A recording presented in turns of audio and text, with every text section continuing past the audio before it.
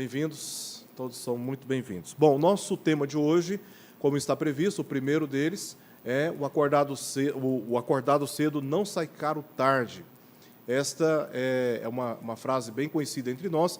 Vamos ver como o conceito dessa afirmação se aplica no contexto do nosso casamento. Antes, quero indicar aqui um livro da minha autoria que está na Amazon. Você pode solicitar esse livro. Ele é compatível para o Kindle, é um livro digital. Tá? O livro impresso já esgotou e nós não temos mais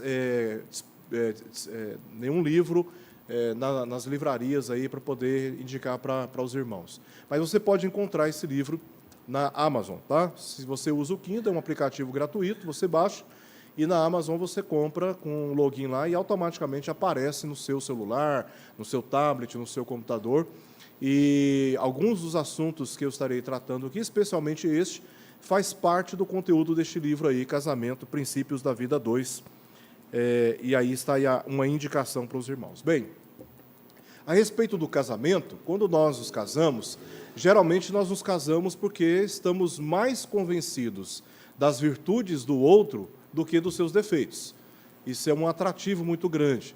Estamos dominados por um afeto, por um sentimento de amor, queremos andar com essa pessoa, estar com ela todos os dias, e faz parte do processo de conquista e de estabelecimento também de confiança, algumas afirmações nessa fase inicial. Tá?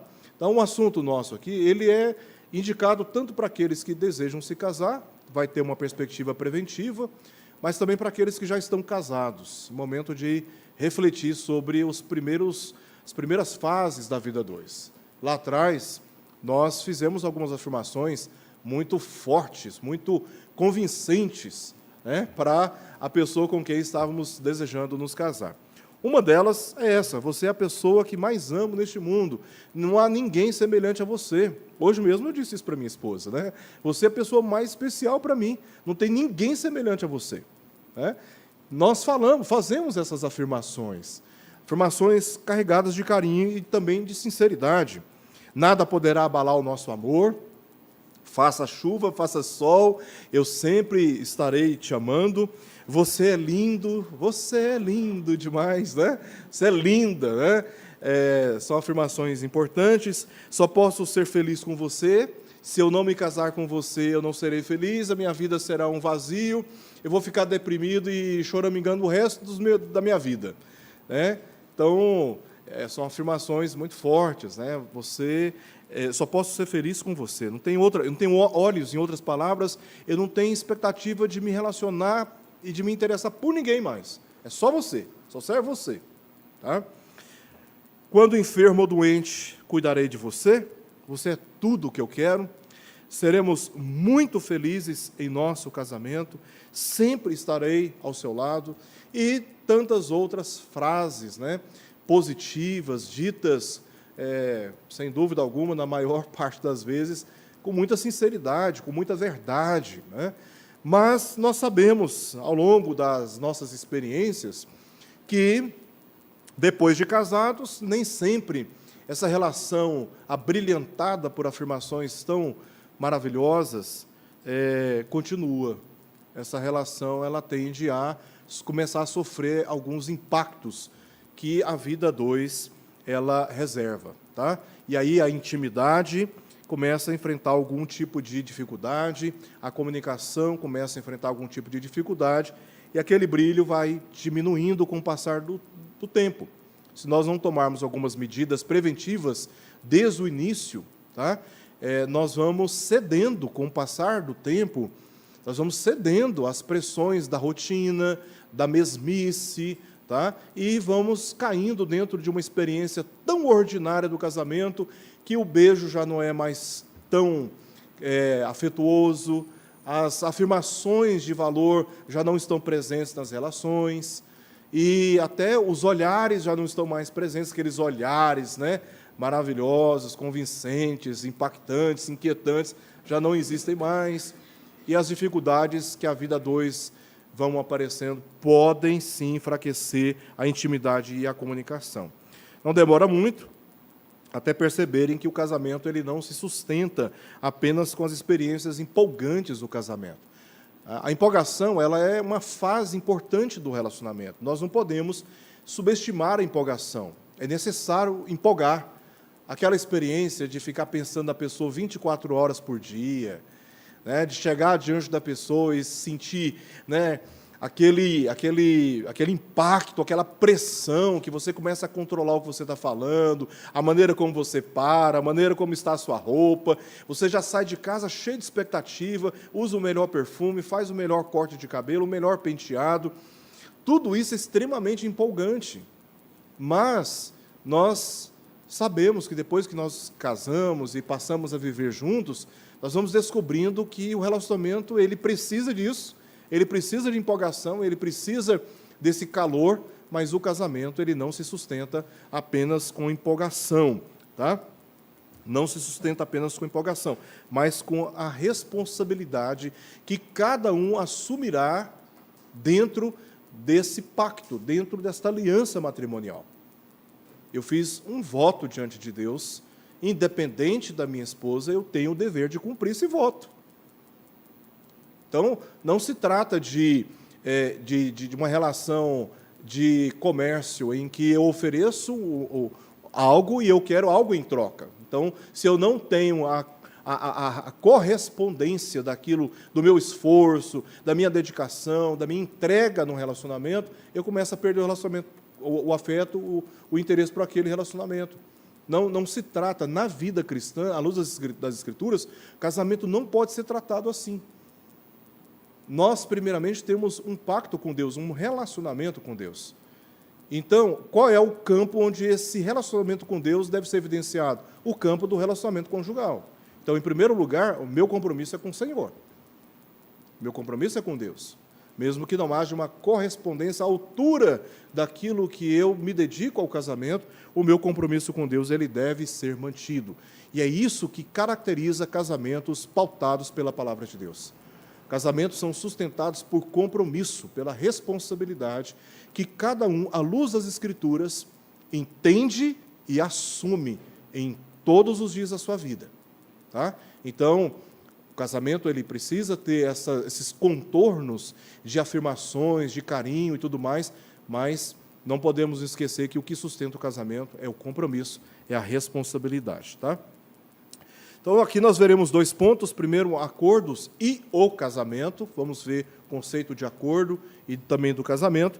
Depois, em último lugar, acordos no casamento. E eu quero apresentar aqui algumas sugestões de acordos que podem ser feitos no casamento. Então, se você ainda não se casou, esta é uma excelente oportunidade para que você, se você já está noivo ou não está noivo, mas quando estiver, você já começar os diálogos na direção de estabelecer acordos e também de ajustar as suas expectativas. Porque não tem nada mais terrível do que você ter uma expectativa superlativa em relação ao outro e depois se frustrar por essa expectativa irreal que foi criada e ainda culpar o outro, né? Você cria expectativa sobre o outro não consegue atender à expectativa que você criou e você ainda o culpa, né? Então, aqueles que ainda não se casaram têm a oportunidade de ajustar essas expectativas com acordos pré-nupciais. E aqueles que já estão casados têm a oportunidade de ajustar os seus relacionamentos, resgatando o melhor daquilo que você pode experimentar ainda ao lado do seu cônjuge. Primeiro, acordos e o casamento. Essa frase, o acordado cedo não sai caro tarde, é popularmente usada para indicar que a falta de preparo ou planejamento prévio e resulta, mais tarde, em experiências indesejadas. Você não se prepara, você não se planeja, e aí lá na frente você vai pagar um alto preço por causa disso. Tá? Então, não se trata simplesmente de um estado de ansiedade, mas é de responsabilidade. Então, é melhor acordar cedo, para mais tarde você não ter grandes frustrações. Em Amós, capítulo 3, verso 3, nós lemos: andarão dois juntos se não houver entre eles acordo? Essa frase ela é usada em convites de casamento, Mas talvez alguns não pararam para observar o que diz o contexto. Tá? O texto ele nos ensina que, sem acordo e respeito por ele, não é possível desfrutar dos benefícios da intimidade. E era isso que o povo de Israel estava enfrentando. O povo de Israel estava deixando de cumprir sua parte na aliança com Deus. O povo estava aliançado com Deus, o povo estava comprometido com Deus, entrou em aliança com Deus, mas o povo estava violando esta aliança. Por isso, o relacionamento estava sendo comprometido a ponto de sofrer dramáticos sofrimentos, porque Deus passa a punir severamente a nação de Israel por causa da transgressão da aliança. Então, a palavra de Amós aqui é: como que vocês vão andar com Deus se vocês não tiverem aliança com Ele? Não é possível vocês andarem juntos se não houver entre vocês um pacto, uma aliança, ou, uma palavra correspondente aqui, é um acordo entre vocês. Tá?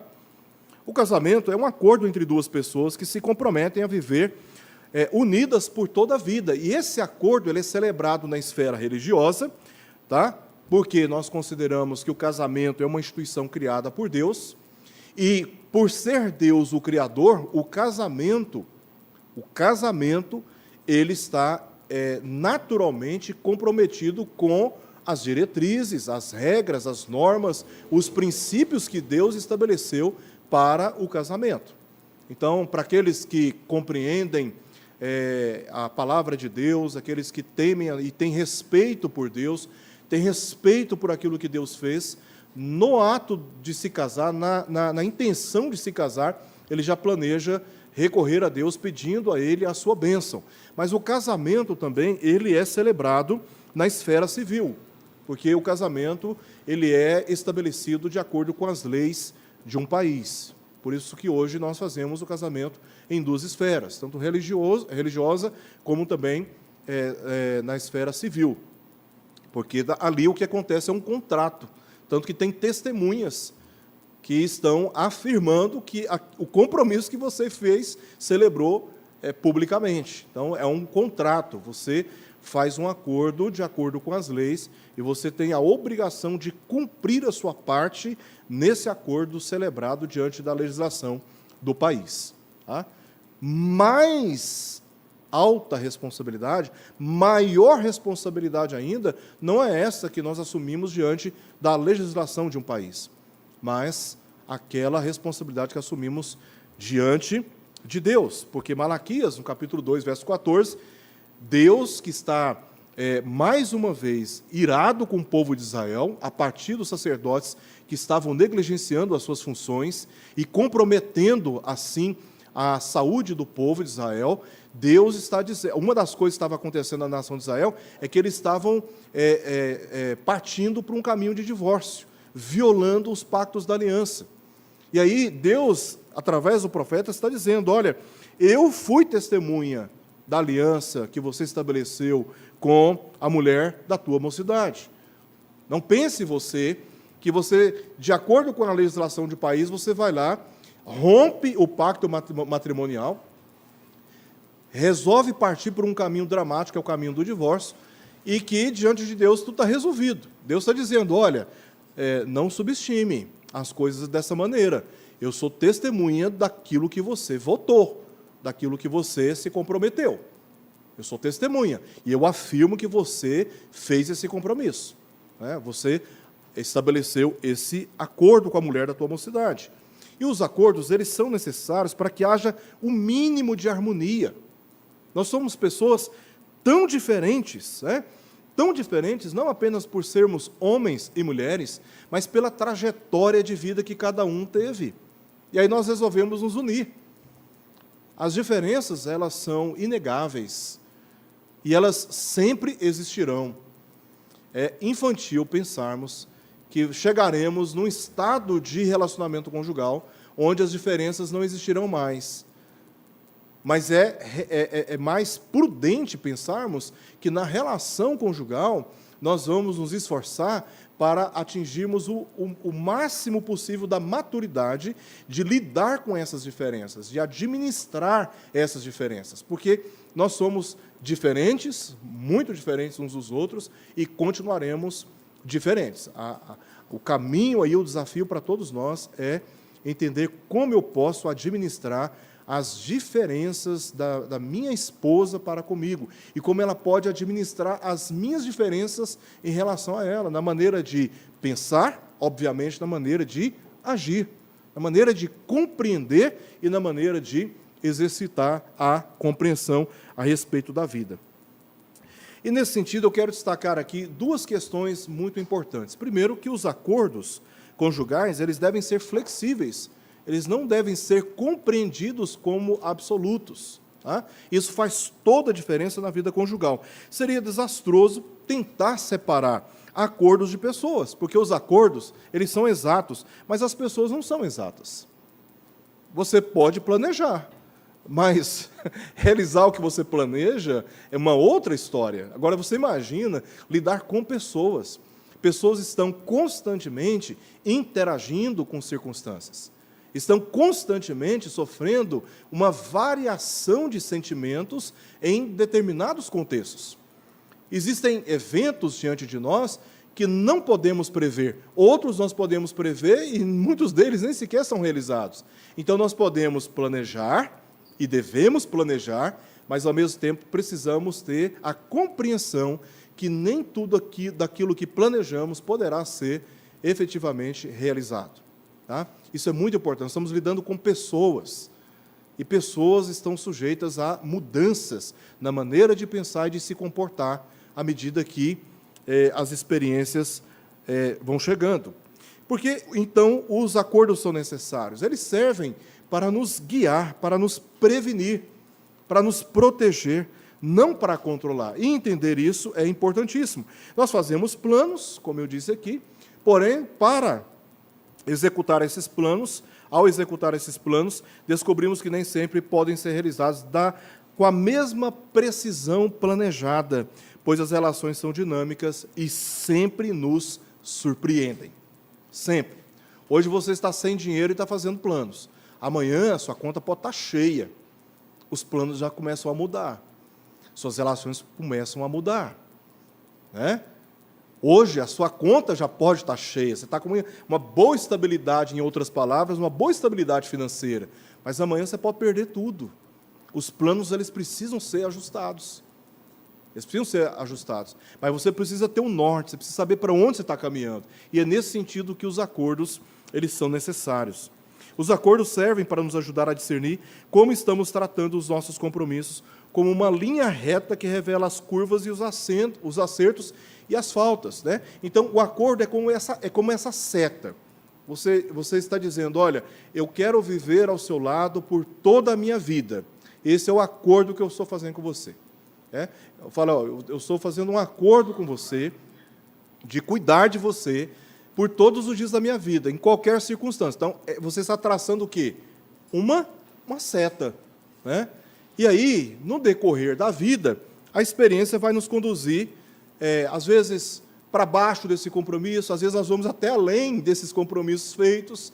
Tá? Então, assim, a vida ela faz esses contornos, essas curvas, mas o acordo nos permite entender, né, o quanto estamos nos distanciando ou o quanto estamos atendendo aquilo que foi estabelecido previamente. Então, sem um acordo, às vezes você está bem longe daquilo que você se comprometeu no princípio e não está percebendo. Então, acordos são necessários para nos mostrar se estamos longe demais do que nos comprometemos. E aí, nesse sentido, aqueles que são humildes diante de Deus, repensar suas trajetórias, suas condutas, sua maneira de lidar com o relacionamento, porque você tem um parâmetro, que é o acordo que foi estabelecido. Ó, você prometeu para mim que você ia lavar as vasilhas todos os dias em casa. Então, esse é o parâmetro. Agora vamos avaliar a experiência. Já tem 6 meses que você não chega perto da pia. Né? Pode ser que um dia, uma semana, você não coopere com alguma tarefa dentro de casa, mas, poxa, 1 mês sem ajudar nada em casa. Então, o acordo nos permite ter esse discernimento, com uma linha reta que nos mostra, tá, o quanto estamos próximos ou distantes do que tinha sido acordado. Em segundo lugar, acordos conjugais não devem neutralizar a individualidade. É muito comum em ambientes profissionais, eu já fui funcionário público do Estado, eu já fui funcionário público da Prefeitura, eu já trabalhei em empresas privadas, várias empresas privadas, antes de passar a me dedicar integralmente ao trabalho missionário. Eu sei o que é trabalhar, a diferença entre você prestar serviço em órgãos públicos e prestar serviço em empresas privadas. Eu sei bem a diferença. Geralmente, em empresas privadas, você entra fazendo um acordo, um contrato de serviço, né? Mas o que nós geralmente vemos é que há uma exigência muito grande. Eu trabalhei numa empresa, obviamente não vou citar o nome, né? Eu fiz um acordo com a empresa, eu trabalhava num laboratório com manipulação de medicamentos, e aí, um belo dia, a dona da farmácia, ela entrou no laboratório e pediu para que, não tinha pedidos, né, que vinha as receitas, não tinha muito serviço para fazer, pediu para ocupar o nosso tempo, pediu o meu tempo, pediu para eu limpar as paredes da farmácia. E eu falei para ela, falei, olha, isso não foi aquilo que nós acordamos. Eu não posso fazer isso. Não é a minha atribuição, não é a minha função aqui dentro. Aí ela, não sei o quê, papai começou, né? E aí partiu de uma discussão funcional e começou a me ofender. Aí eu disse para ela, assim, na calma que eu sempre tive, né? Nossa relação termina hoje. Hoje é meu último dia de trabalho, eu não volto aqui mais. E saí da empresa, porque eu não vou vender minha dignidade. Então, assim, existem acordos que, feitos, a pessoa acha que tem o direito de te manipular, de te controlar. E não tem esse direito. No casamento, a mesma coisa. O seu cônjuge, ele não tem o direito de te manipular, de dominar a sua personalidade, de te privar na sua liberdade de ser quem você é. Nós não podemos conceber isso numa relação conjugal. Não podemos. Então, um dos grandes riscos de acordos no casamento é o de anular a individualidade. Nós somos seres diferentes, pessoas diferentes, muito diferentes. E é isso que nos define. Então, se eu deixar de ser quem eu sou para ser você, onde que caberá o eu, né? Quando e como serei eu, né? Vou deixar de existir. Vou deixar de existir. Isso não é possível, né? Isso não é possível. Isso naturalmente ocorre quando tentamos criar regras para tudo, tornando a relação impessoal orientada por mútua vigilância. Então, eu vou viver em função de não desagradar. E ainda sob vigilância. A pessoa o tempo todo me monitorando. Monitorando onde eu estou, monitorando o que eu estou lendo, monitorando o que eu estou assistindo, monitorando com quem eu estou conversando, monitorando a maneira que eu estou me vestindo, monitorando o perfume que eu uso, monitorando os momentos que eu tenho de alegria. Hoje você riu um pouco mais do que o normal. O que está acontecendo? Gente, é opressor. É opressor você viver debaixo de uma vigilância, debaixo de uma opressão, debaixo de um controle do outro, né? Eu sou casado com a minha esposa e eu entendo que eu não tenho o direito de controlá-la, de dominá-la. Não tenho esse direito. Ao agirmos assim, tolhemos a liberdade de ser e expressar-se dentro do casamento, valorizando muito mais as regras do que o relacionamento pessoal, como aconteceu com aquele jovem na parábola dos 2 filhos pródigos em Lucas, capítulo 15. Qual foi o argumento do filho que ficou em casa? Quando o filho mais novo saiu, gastou a herança, voltou, sendo recompensado pelo pai, ele, aborrecido, quis sair de casa. Um está entrando pela porta, o outro está pulando a janela. Aí o pai está dando atenção para o que está chegando e tem que ir atrás do outro que está se afastando, aborrecido, fazendo bico, na parábola. Aí o pai vai arguir o filho mais velho. Qual que é o argumento dele? Há tanto tempo que eu te sirvo, nunca me deste um cabrito para me alegrar, nunca transgredi uma regra tua, há tanto tempo que eu te sirvo, e nunca me deste um cabrito para poder me alegrar com os meus amigos. Ele tinha, o pai fala, mas o que é isso? Tudo que é meu é seu. Ele tinha tudo à sua disposição, mas ele não desfrutava da liberdade de ser filho, porque ele achava que ia conquistar o pai pelo trabalho. Ele achava que a vida, o relacionamento, ele tinha que seguir rigorosamente regras. E ele se sentiu injustiçado, e ele está dizendo para o pai, eu cumpri todas as regras, e o Senhor não me deu um cabrito. né? Ou seja, as regras eram mais importantes para ele do que o relacionamento com o pai. Se o relacionamento com o pai fosse mais importante, ele tinha desfrutado daquilo que o pai diz: tudo o que é meu é seu. Você poderia ter ido na cozinha e pegado o iogurte que estava lá. Por que você não pegou o iogurte que estava lá? Você poderia ter dormido na cama do papai. Por que você não quis dormir na cama do papai? Porque ele estava tentando conquistar o pai através do trabalho. E isso é um erro. O casamento é uma conciliação de pessoas, não uma fusão delas. E cada indivíduo não deixa de ser quem é. Aliás, a palavra indivíduo vem do latim, que significa aquilo que não pode ser dividido. Isso é o indivíduo. Você não pode ser dividido, você não pode ser dilacerado na sua personalidade, na sua história. Então, tentar acomodar o outro às nossas preferências pessoais, que é uma outra violação das leis naturais do casamento, que é tentar fazer com que o outro viva de acordo com o que eu quero que ele viva, para satisfazer o meu anseio, né? Isso é uma outra violação do casamento, é uma tentativa egoísta e não valoriza a individualidade e a relação. Tá? Eu conheci a minha esposa, ela era de uma igreja neopentecostal. Eu fui criado numa igreja muito conservadora. Ela tem um jeitinho dela. Hoje ela entendeu a teologia formada, hoje ela é membro de uma igreja presbiteriana, ela está bem amadurecida nesse contexto. Mas na hora do louvor,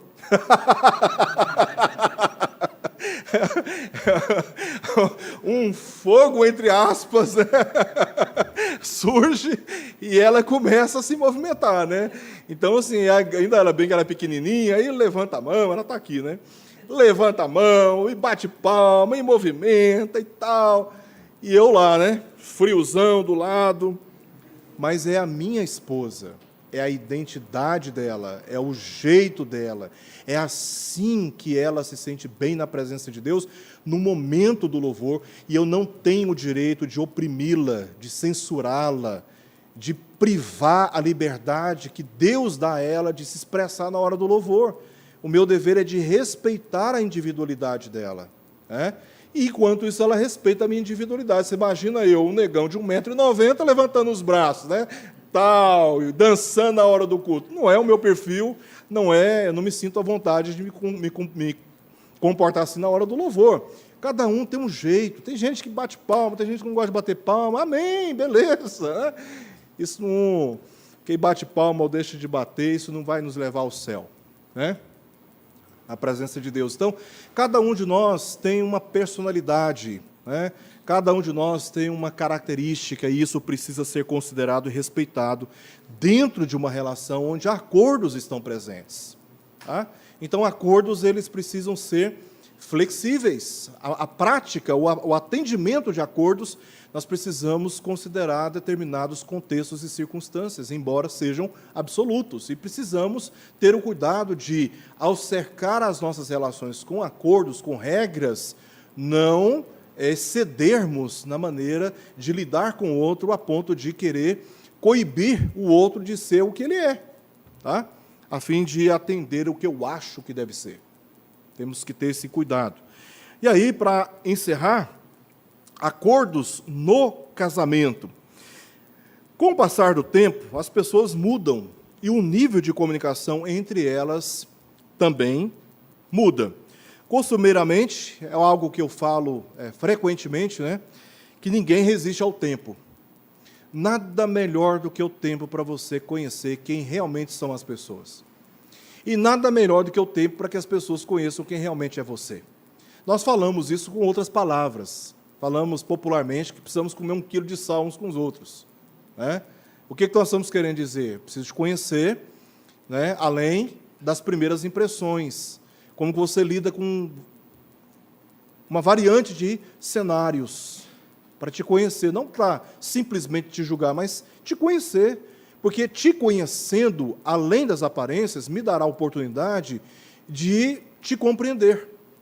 Quando nós não conhecemos, nós julgamos levianamente os outros. Janaína, Começamos a julgar. Mas depois que você se aproxima, depois que você começa a conversar, andar com ela, você vai percebendo que as coisas não são tão bem assim. A gente começa a agir com mais misericórdia. E é assim que nós queremos que as pessoas também nos tratem. Então, o tempo, ele é importantíssimo para revelar quem verdadeiramente nós somos. Né? Eu tenho um hábito, um princípio, nós vivemos em relações tão doentes, que nós não elogiamos. Nós temos muito medo de elogiar as pessoas. Não elogiamos porque nós não queremos que a pessoa se dê bem em relação a nós. Não elogiamos porque não queremos contribuir com a soberba no coração daquela pessoa. Mas nós somos muito rápidos em criticar os outros. E eu tenho um hábito de elogiar pessoas. Eu me sinto bem reconhecendo as virtudes e nas condutas das pessoas. Isso faz bem para as pessoas, mas faz bem para mim também. Né? Mas nós sabemos, irmãos, que essas primeiras impressões, quando você não conhece muito bem a pessoa, os elogios eles parecem ser muito superficiais. Por exemplo, uma pessoa me vê pela primeira vez, talvez me viu à frente, pregando, ensinando alguma coisa, vem e pá, né, você e tal, nas minhas experiências da vida, eu fico assim, eu acho que ele não me conhece ainda, né, porque ele só conhece só aquela figura, né, só aquela estética. Mas eu tenho muitos defeitos de caráter, eu tenho muitas imperfeições nos meus sentimentos, eu sou uma pessoa como todos que no caminho do Senhor, por amor ao Senhor, está buscando crescer em santificação. Não há nenhuma diferença entre nós. A nossa condição é a condição de pecadores que está buscando da parte do Senhor a sua misericórdia, enquanto se esforça para melhorar cada dia mais e mais. Então, existem elogios feitos nos primeiros contatos nos relacionamentos que eles não parecem ser muito coerentes, porque é o tempo que vai revelar quem somos. Né? No tempo, nós contrariamos interesses. No tempo, nós mostramos se somos constantes naquilo que nos comprometemos ou se somos inconstantes. É no tempo que nós revelamos a coerência da nossa vida entre o que falamos e o que fazemos. Então, o tempo é um elemento muito importante para o amadurecimento das nossas relações e também das nossas emoções, valores e motivações na relação com o nosso cônjuge. O tempo ele é poderoso tanto para revelar a verdadeira realidade do nosso cônjuge, quanto para acomodá-lo às exigências que a vida a dois impõe. Você se casa com uma pessoa hoje, mas daqui a 10 anos não é mais a mesma pessoa. Ela adquiriu mais informações, ela foi mais exposta a sofrimentos e também a oportunidades positivas. Ela sofreu muitas decepções, então ela teve problemas de saúde, ela lidou com muitas experiências da vida que agregou a ela o quê? Um pouco mais de maturidade. Tem pessoas que vão crescendo na vida e vão se tornando mais seletivas, e é um processo natural. Quando nós somos jovens, nós queremos ser amigos de todo mundo. É só com o tempo que nós vamos percebendo que nós não podemos ser amigos de todo mundo, porque nem todo mundo quer ser amigo nosso. Então, nós vamos crescendo no processo da vida e vamos nos tornando mais seletivos, porque nós queremos já apenas ter relações construtivas, porque a mente, as emoções já estão meio cansadas da vida e nós não queremos mais ficar nos desgastando com picuinha de relacionamento. Nós queremos pessoas que vão nos agregar cultura, que vão nos agregar crescimento, que vão nos agregar maturidade. Então, é natural que, no decorrer do tempo, as pessoas mudem e as nossas relações, naturalmente, precisam mudar. E isso acontece com o nosso cônjuge. Isso acontece conosco também. Tá?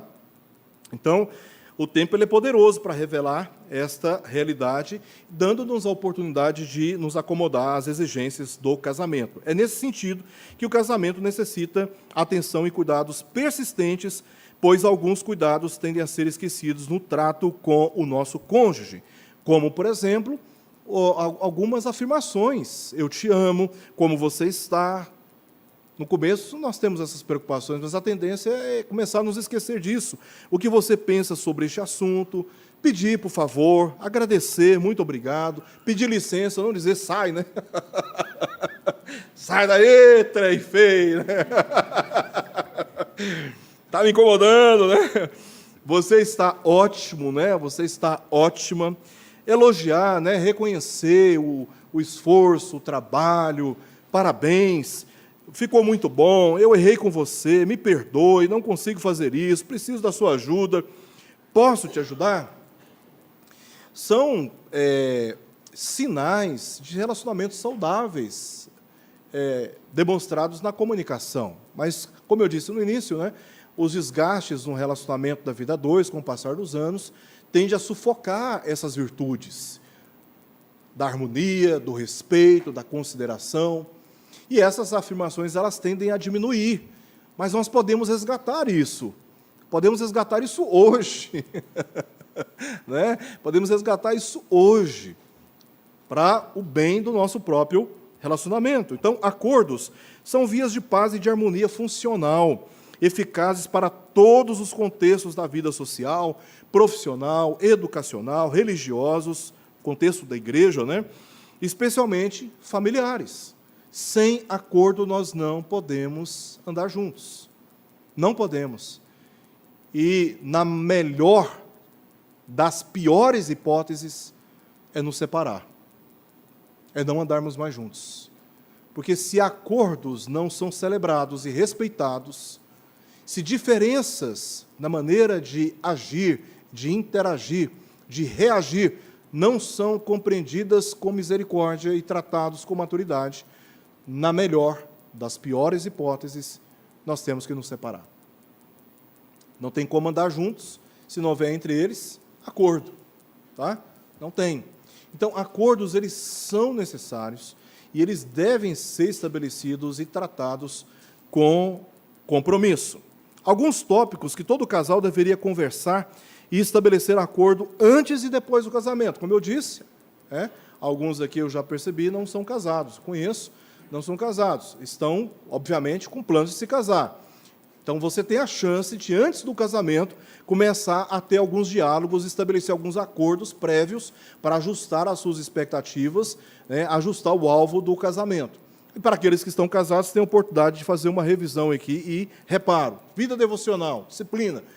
Quando nós vamos ler a Bíblia, como nós vamos tratar as questões que envolvem a nossa busca da presença de Deus. Também, compromisso congregacional. Onde vamos congregar? Não é recomendável, não é o ideal que a família esteja dividida, que o casal esteja dividido, numa igreja e outro em outra igreja. A partir do momento que você se casa, você está casando com tudo que envolve aquela pessoa. Os interesses dela, os familiares dela, você está casando com tudo que envolve o contexto da vida daquela pessoa. Então, não depois reclame. Então, você precisa casar, então, beleza, você está casando com uma pessoa que é de uma igreja que tem uma tradição reformada, o outro é de uma igreja que é de uma tradição neopentecostal. Então, alguém vai ter que ceder. Alguém vai ter que ceder. Precisa haver um acordo. Onde nós vamos congregar? Porque não dá para um cristão subestimar a necessidade de congregar. Cristãos que prezam a vida cristã e desejam crescer em maturidade, eles, considerando o ensino da palavra de Deus, eles vão congregar assiduamente. Então, não dá para deixar de congregar. Então, precisa conversar sobre isso. Onde nós vamos congregar juntos? Qual é o conceito que você tem a respeito do casamento? O que você pensa? Às vezes você está casando com uma pessoa que não tem o mesmo entendimento bíblico que você tem. Às vezes a pessoa tem um conceito de casamento relativizado, ou até mesmo mundanizado, partindo de pressupostos bíblicos, mas chegando numa experiência mundana de casamento, pecaminosa de casamento. Então, você precisa saber o que a pessoa entende de casamento. Você pode estar casando com uma pessoa que, logo depois da cerimônia de casamento, já na lua de mel, vai te dar uma surpresa muito desagradável. E olha que eu vou dizer uma coisa para vocês, não foi só uma vez que experiência de pessoas que foram para a lua de mel, casaram, fiz o casamento, foram para a lua de mel, e na lua de mel me mandaram mensagem, reclamando um do outro. Reclamando um do outro. Não foi só uma vez que isso aconteceu. Então, é importantíssimo que você, ao se propor se casar com alguém, entenda o que ela compreende sobre o casamento do ponto de vista das Escrituras, não da sociedade geral, da formação familiar dela, das heranças familiares, mas o que diz a palavra de Deus sobre o casamento. Porque senão a sua experiência de casamento poderá ser uma experiência frustrante. Educação de filhos. Como é que nós vamos educar os nossos filhos? Então, precisam conversar e entrar em acordo. Como cada um assumirá a sua responsabilidade na missão de educar os filhos. Tarefas domésticas dentro de casa, como nós vamos lidar com as múltiplas tarefas, os dois trabalhando fora, ou apenas um trabalhando fora, né? Mas aquele que está trabalhando fora, ele chega e encontra o cônjuge esgotado, às vezes entediado de ficar em casa. E tudo que ele está esperando, a parte que fica em casa, é que você chegue. Para quê? Para que tenha um movimento diferente e ele possa relaxar emocionalmente falando. Mas justamente nessa hora, você está chegando e você também está esgotado da sua tarefa de trabalho. E aí? Os filhos, as tarefas domésticas, as responsabilidades dentro da casa esgotaram um. O outro está vindo esgotado do trabalho. Como é que nós vamos lidar com o ambiente dentro de casa? Como é que vamos lidar com as tarefas dentro de casa? Tem tarefa de menino para cuidar, dar banho, fazer refeição da noite, limpar a cozinha, tem que ver como cada um está vivendo, como está a vida devocional de cada um, pastorear dentro de casa. São tantas as responsabilidades, então você precisa, antes de casar, ou se você já está casado, precisa conversar e entrar em acordo sobre o que fazer. Intimidade sexual, relacionamento com o sexo oposto, como você vai lidar com o sexo oposto, para depois não ter surpresa. Eu sou muito carismático, né? Para a parte que está casada com a pessoa que é muito carismática com todo mundo, é uma tensão. É uma tensão, né? Ainda mais no início do casamento, porque só o tempo, como eu disse, é que vai dar um pouco de segurança ou não. Vai revelar aquilo que é a realidade. Então, é importantíssimo ter um diálogo sobre essas questões. Também, controle financeiro, que uma parte só não tem como controlar as finanças da casa, todos precisam entender e todos precisam assumir a responsabilidade de ajudar no controle financeiro, senão você está se esforçando de um lado, o outro está destruindo do outro lado. E aí a casa inteira vai afundar. E finanças é assim, quando você entra em dívida, quando você vai para o cheque especial, é uma bola de neve. Uma bola de neve. Que vai comendo tudo que está em volta. É igual um câncer. Vai comendo tudo que está em volta. Então, como nós vamos lidar com as finanças? Você está casando com uma pessoa que só não tem o menor interesse em controle financeiro, não tem o menor controle. Só quer saber de jogar videogame, né? Enquanto o outro está pensando em pagar as contas. Então, é preciso conversar e entrar em entendimento sobre essas questões. Estilo de vida, os passeios que vão fazer, como que vocês vão poupar dinheiro para a velhice, investimentos, que filmes que nós vamos assistir, que nós gostamos, estilo de vida. Como nós vamos viver a nossa vida, qual será a nossa rotina de vida. São alguns dos tópicos, tá? Alguns dos tópicos, mas eu quero entrar aqui, rapidamente, em outros 5, que eu quero destacar, voltados aí para a harmonia constante e a saúde do relacionamento conjugal. O primeiro, uma sugestão aqui de acordo a ser estabelecido ouçamos quando o nosso cônjuge estiver falando e falemos quando ele estiver escutando, né? Parece ser óbvio demais, mas justamente por não conseguir concluir o que o outro está dizendo dentro de uma relação já um pouco saturada com o tempo, por causa da indisposição do outro para ouvir, ou por suas inúmeras interrupções, acabam perdendo a oportunidade de compreender e decidir sobre um assunto em discussão. Eles não conseguem ter um mínimo de diálogo. Irmãos, eu trato já há muitos anos, não só aqui na nossa igreja, mas em outros contextos por onde já estive servindo ao Senhor, eu tenho essa dedicação ao aconselhamento bíblico, e eu falo para os irmãos com toda a propriedade. É impressionante, a grande parte dos conflitos conjugais que chegam, né, a mim para tentar auxiliar, são conflitos conjugais baseados em questões básicas da vida.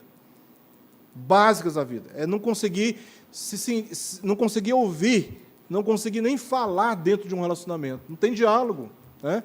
E aí a pessoa vai murchando, né? O direito de ser ouvido é o mesmo de quem deseja falar, portanto, o respeito mútuo deve ser observado para que o diálogo flua pacificamente. Então, demonstremos interesse por aquilo que o outro tem a dizer, mesmo que já tenhamos ouvido as mesmas histórias centenas e centenas de vezes.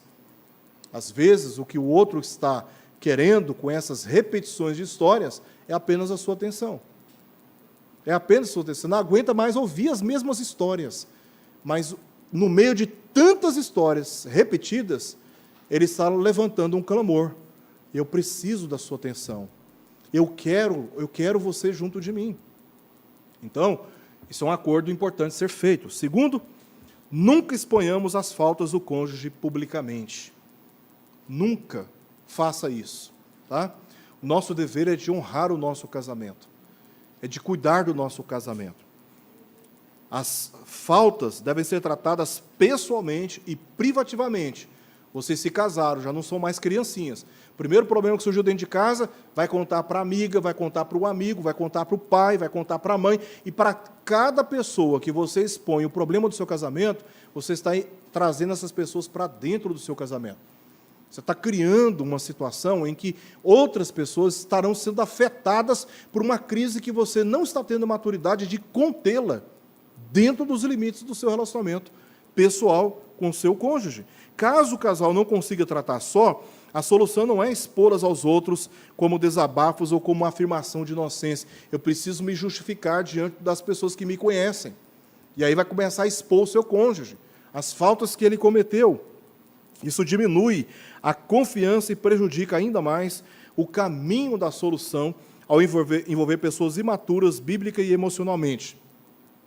Você conta para o seu amigo, você conta para a sua amiga, eles são parciais, estão do seu lado, né? Eles têm mais intimidade com você, naturalmente vão ter mais dificuldade de olhar para o seu cônjuge com respeito.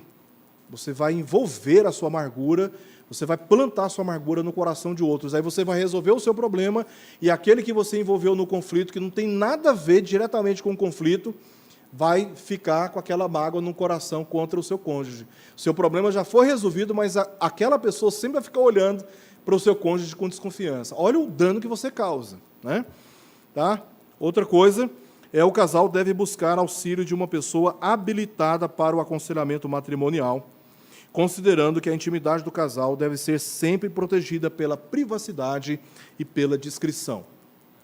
Então, não consegue mais resolver o problema entre si, e esse conselho é um conselho que está fundamentado na palavra de Deus. Você precisa recorrer à ajuda, mas não é assim, jogando na rede social, como eu já lidei com um caso, fui visitar um casal, que eles tiveram um conflito, e aí a esposa resolveu jogar o conflito na rede social, e causou um dano muito grande para a vida do marido.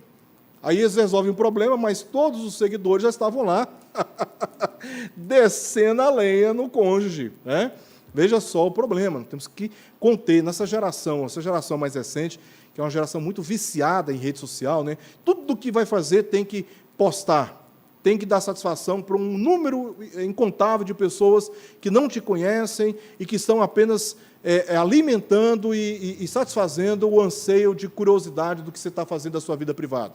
Aí vai postando tudo nas redes sociais, tudo quanto é coisa privada, particular, vai postando tudo, né? E aí vai embora a privacidade do casamento, vai embora, né, as portas que protegem o seu casamento, e a partir do momento que você expõe o seu problema a uma outra pessoa, você está autorizando essa pessoa a comentar o seu relacionamento, a interferir no seu relacionamento. E vai embora o seu casamento, né? Vira público, o seu casamento vira público, todo mundo sabe e todo mundo quer opinar sobre ele, né? Que tristeza, né? Terceiro, fiquemos atentos às reações e níveis das emoções envolvidas. Embora seja necessário discuti-los, assuntos delicados quase sempre estão envolvidos por circunstâncias de fortes emoções ou inseguranças quanto aos resultados a serem provocados. Você tem um assunto muito delicado para tratar com o seu cônjuge. É muito delicado. Aí você não consegue precisar qual será o resultado dessa conversa. Então, geralmente, esses assuntos estão cercados de ansiedades, estão cercados de tensões. Consideremos importantíssima a atenção e o bom senso nessas ocasiões, observando nas crescentes reações e emoções envolvidas o momento de recuar e calar, sob o risco de perder o controle da situação. Você precisa tratar o problema. Aí, você chega no seu cônjuge e começa a tocar no assunto. As primeiras reações, elas vão dizer para você se você pode continuar tratando o assunto ou se você precisa recuar. Muitos não percebem isso, essas reações. E aí avançam. E aí o que acontece? É cadeira voando para um lado, é bule voando para o outro lado, é panela para o outro lado, né? É gritaria, é vizinho chamando a polícia. É uma loucura dentro de casa. Você tocou no assunto, você percebeu que a pessoa não está preparada para seguir com aquele assunto. Recua. Recua. É hora de recuar. Às vezes, atitudes assim ajudam a manter as discussões nos limites da paz. Você precisa ter esse bom senso. Por exemplo, olha o que a Bíblia diz nessas passagens. Em Provérbios 15:1 diz: a resposta branda desvia o furor. A pessoa já está agitada, ela já não está bem, naquele dia ela está assim, mais sensível, aí você vem com um assunto, sabe, difícil, e você ainda aborda de uma maneira imprudente. A palavra dura, ela suscita ira. Não tem nada ruim que não possa se tornar pior. E às vezes não é o que falamos, mas a maneira como nós falamos, criamos muitos danos nas nossas relações, alguns dos quais são muito difíceis de serem tratados, outros, honestamente falando, não são curados. Não são curados. A maneira que você fala, a maneira como você se dirige ao seu irmão, tá? Talvez por se sentir superior, talvez por se sentir melhor, talvez por ter a convicção que você tem mais razão. Às vezes você vai com tanta confiança que você não se dá conta que você já está machucando o outro, já está ofendendo o outro. A palavra dura, ela suscita a ira. Provérbios 17:14. Como o abrir-se da represa, assim é o começo da contenda. Qual que é o conselho? Desiste, pois, antes que haja rixas. Não tem nada ruim que não possa piorar. Então, você começou a conversar, você percebeu que o negócio ali já está cedendo e a represa vai transbordar, vai inundar. Então, desiste antes que o trem piore. Provérbios 23, honroso é para o homem o desviar-se de contendas, mas todo insensato, gente incoerente, tola, imprudente, leviana, irresponsável, ela sempre está protagonizando crises de relacionamentos, discussões calorosas, constrangedoras, promovendo ofensas e divisões nas relações. Em penúltimo lugar, não evitemos o diálogo quando um problema perturba o nosso casamento. Como os fungos prejudiciais que se desenvolvem no escuro, os problemas nos relacionamentos se desenvolvem quando evitamos tratá-los sob a luz da transparência. Davi, ele resolveu omitir o seu pecado e não confessar.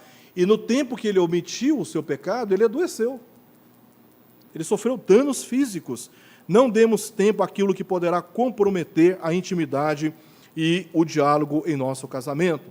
Paulo diz em Efésios 4, 26 a 27, irai-vos e não pequeis, não se ponha o sol sobre a vossa ira, nem deis lugar ao diabo. Paulo não está dizendo que você tem que resolver problema de cabeça quente. Ele está dizendo que você não pode procrastinar a solução de conflitos de relacionamento. Você precisa agir o mais rápido possível. E, às vezes, é prudente você esfriar a cabeça, organizar suas emoções e ter uma compreensão mais lúcida do que aconteceu antes de abordar a pessoa e conversar com ela. Mas o que você não pode fazer é deixar de tratar o mais rápido possível conflitos que envolvem o sentimento de ira. Tratemos cada um com diálogo franco enquanto são menores que a nossa capacidade de superá-los. Uma plantinha você arranca da terra com facilidade, mas tudo que a plantinha precisa para te superar é tempo. Ela se torna uma árvore, você a abraça e não consegue arrancar mais. Então, enquanto o problema é pequeno, seja franco, trate e não dê tempo para que esse problema não evolua e se torne mais difícil de tratar depois. Para terminar, não omitamos o problema com presentes e passeios, que é um refúgio, né, de muitos que não querem tratar relações com franqueza dentro do contexto do casamento. Essa é uma tentativa de minimizar a necessidade de diálogo e o valor da pessoa. Ao fazer isso, você está desvalorizando a pessoa. Ao fazer isso, você está subestimando aquele problema que há dentro do casamento. Tá? Você está subestimando. Presentes e passeios são eficazes. Uhul, glória a Deus, aleluia. Né? Eles criam alegrias momentâneas, mas essas alegrias momentâneas, elas passam. Assim que você volta do passeio, você tem que voltar para a realidade, tá? De necessidades mais sólidas e expectativas do casamento. Elas apenas servem de distrações enquanto não se resolvem questões existenciais e pessoais mais profundas, as quais determinam a saúde do relacionamento conjugal. Então, se surgiu um problema, surgiu um conflito, não tente se desviar dele, criando distrações e alegrias momentâneas. É preciso sentar os dois com maturidade, com respeito e conversar, orar juntos, fazer esforços, renovar pactos, esforçar em favor de mudanças no relacionamento. Não resolveu, as coisas não estão caminhando bem ainda. Quem sabe uma assistência de um conselheiro bíblico, alguém que vai amar você e que vai orientar biblicamente. Não vai ser a solução para o seu problema, mas vai te apontar biblicamente como lidar com aquele conflito, porque os dois têm perspectivas limitadas. Um conselheiro que não tem um envolvimento emocional dentro daquela relação, ele pode enxergar coisas que os dois, pela influência de fortes emoções, não estão conseguindo enxergar. E um conselheiro bíblico pode ser muito eficaz nesse sentido. Tá bom? É isso, irmãos. O acordado cedo não sai caro para ninguém. Né? Vamos orar? Aí vamos interromper a transmissão e aqueles que tiverem alguma pergunta a respeito do assunto, nós poderemos conversar aqui. Querido Deus, obrigado por esse tempo juntos, estudando a Tua Palavra, revendo à luz a Tua Palavra, Senhor. Como nós podemos tornar as nossas experiências conjugais mais amadurecidas e até nos prevenindo em relação a casamentos que ainda serão estabelecidos. Dá-nos compromisso e maturidade para entender, ó Deus, essas questões, a fim de termos uma experiência conjugal cada vez mais produtiva e feliz. É o que nós rogamos ao Senhor, pedindo ao Senhor a Tua bênção em nome de Jesus. Amém.